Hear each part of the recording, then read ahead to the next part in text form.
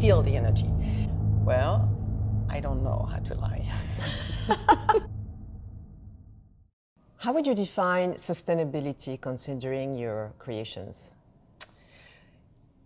The way I see sustainability is that I'm only using what's actually available, already available out there. I'm using fur coming from vintage fur coats, so I upcycle them. I'm buying surplus of, for leather, leather comes from surplus, so I don't produce anything. I'm just creating based out of what I found. The straps are made out of African necklace, so once again, I'm not ordering anything, I'm just seeing something and make the best out of it. And that's, I produce, everything is produced locally.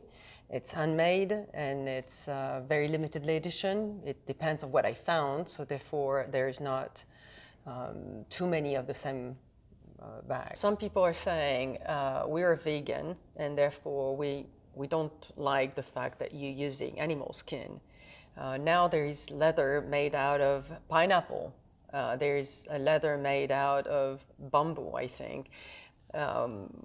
But if I understand the process, using a lot of water in order to develop those farms for, so you're gaining on something, you're losing on something else, and that's why I think it's not that easy to say well, I'm vegan and I don't want to use any leather. Because sometimes other leathers might not be that great for the environment. Mm-hmm. We were talking about the sale prices that you always find in stores, which is killing the retail industry, in fact, because you never buy at the right price. There are always promotions or sales. And finally, people pay less and less, as you say, and they change more and more because it's attracting, you know, it's attractive to have something you pay so much less. But also I think at some point you want to buy more and more and more and more, and less you take the time to really wonder, do I really like it? Mm-hmm. Do I really want to wear it? With what I'm going to wear it? Because it's becoming so inexpensive, you just want to have it. And then I think I read somewhere that today we have 5 times more clothes than the previous generation. It's crazy. What is the question you never want to hear again? The question I hope I'm never going to hear again, but I'm afraid I'm going to hear it for a little while until things change, is do you have stocks? It's like an art, a piece of art. I mean, when you go in a gallery, you're not asking, oh, how many do you have of this one? Do you have stock? Do you have stock of this one?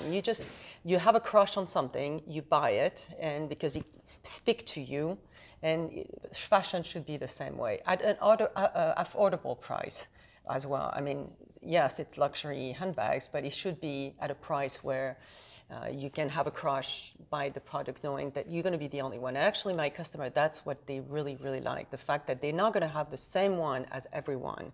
I have a specific question. I don't know if you work by yourself or if you have a partner. Is it difficult to find the ideal partnership, the ideal partner? I think what is difficult is to define exactly what you need. And that takes time because you want, for example, to have someone who's going to take care of the sale for you, but actually you realize that you're the one who can talk the best about your product. So you need to really take time to spend the time to think about what you need. And what you want. And what you want. What you can accept. Because it's your brand, it's your creations, and then it's like a baby. So who do you want to share your baby with? Yeah, and at first I'm a very enthusiastic person, so I'm always like, oh yes, that could be a good thing to be together. And then you realize actually after a little while that the person doesn't have the same passion.